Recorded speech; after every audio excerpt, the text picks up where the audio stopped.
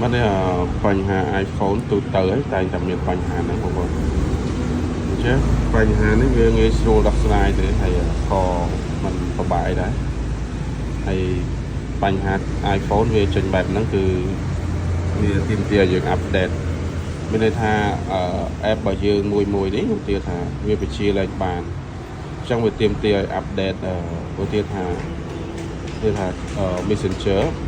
អញ្ចឹងបើសិនណាជាវាប្រើអត់កើត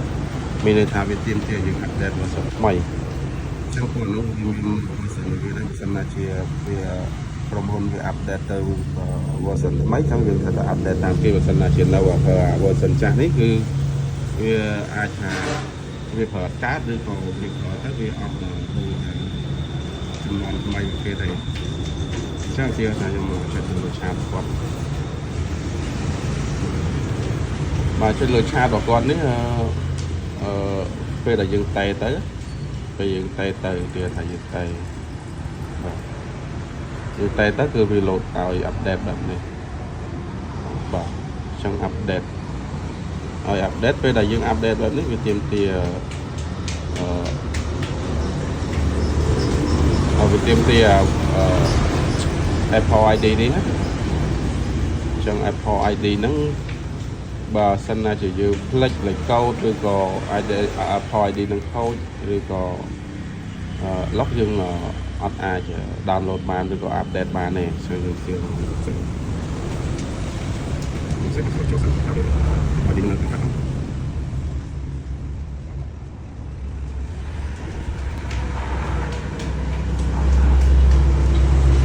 បាទមានន័យថា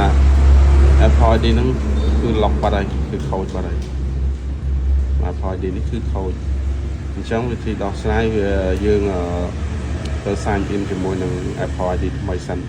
បាទយើងទៅ sign out ជាមួយនឹង iCloud ចឹងសិនID ចឹងសិននេះ ID ដែលខូច ID ដែលខូចអញ្ចឹងយើង sign out ចឹងយើ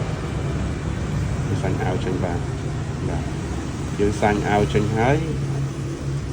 យើងទៅដាក់ ID ថ្មីវិញដាក់ ID ថ្មីហ្នឹងយើងចូលកន្លែង App Store មក Play Store App Store មកនេះ App Store មកនេះបាទនេះ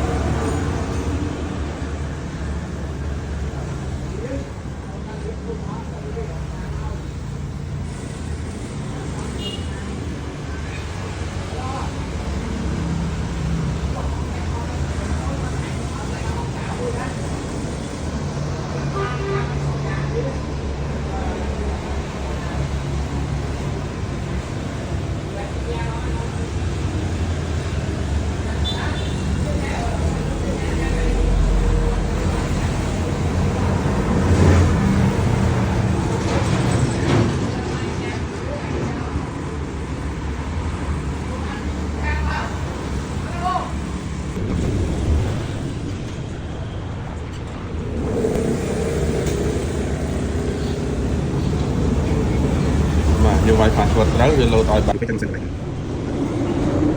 យើង set ទៅទៅបានតែសិនទៅចឹងសិនវិញនេះបានទៅដល់សិនវិញចិត្តលេខ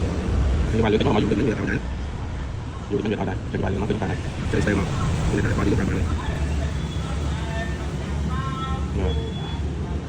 អូនេះយូរបន្តិចប៉ុន្តែមកទៅយើងងាយយើងអត់ពេលទៅទៅជាងឬក៏មកជាងមកឲ្យធ្វើអញ្ចឹងយើងបានអាហ្នឹងយើងទៅចូលមើល message យើង Messenger ដែលវា update ឲ្យ update នៅ update វានៅតែទាមទារជាមួយនឹង Gmail ចាស់នេះប្រហែលតង់ណាអញ្ចឹងយើងអត់ស្គាល់ Apple ID គេទេមានន័យថាMessenger ហ្នឹង download តាំងពី ID ចាស់ផ្សេងទៀតចឹងយើងអត់ចាំទេហើយបើសិនណាជាយើងលុបហើយ down សារថ្មីវាងាយស្រួលប៉ុន្តែបើសិនណាជាយើងលុបទៅវាអាចនឹងបាត់អា message ដែលយើងសារជាមួយភ្ញៀវឬក៏ជាមួយ គ្នាយើងមិត្តភក្តិយើងដែលចង់ឲ្យថាវានៅចង់វាអាចបាត់អញ្ចឹងវិធីដែលកុំឲ្យបាត់ហើយកុំឲ្យលុបចេញគឺមានវិធីទៀតអូនចូល setting មកចូលពាក្យថា general ហើយរកពាក្យថា iPhone Store នេះមកហើយបងប្អូនចូលដល់កន្លែង Messenger យើងមក Messenger ហើយយកពាក្យថា upload app ហ្នឹងមកហើយយើងចុចមក upload មកយើងចុច upload ឲ្យឃើញអានេះពុកក៏អាច download បានបងអាច download បានអញ្ចឹងយើងមិនធ្វើអីទៀតទេយើងទៅចូល app របស់យើងមកហើយយើងទៅមានន័យថាយើងទៅចូលនេះវិញអញ្ចឹង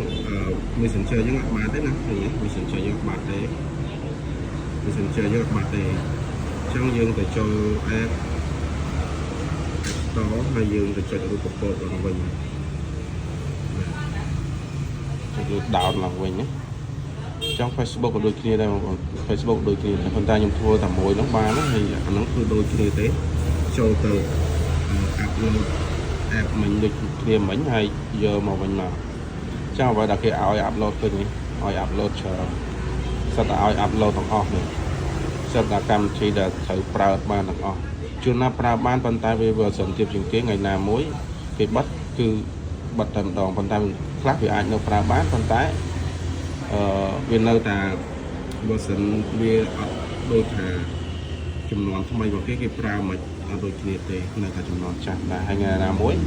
វាបាត់វាអត់ឲ្យលេងតែម្ដងដូច Messenger ចឹងខ្ញុំចូល download Messenger មិញពេញហើយខ្ញុំចូលសារថ្មីវិញចូលសារថ្មីយ៉ាចូលសារថ្មីហើយខ្ញុំចុចអីយ៉ាខ្ញុំចុចគេចង់ហានព័ត៌មានមកគេជាបញ្ហាតខ្លួនអានេះដល់ទៀតអានេះជា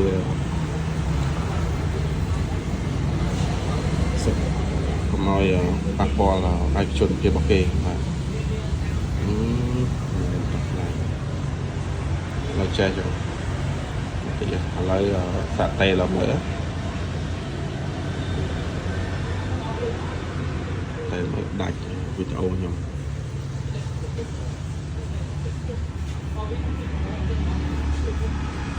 តែទៅ friend គេណាមួយទៅ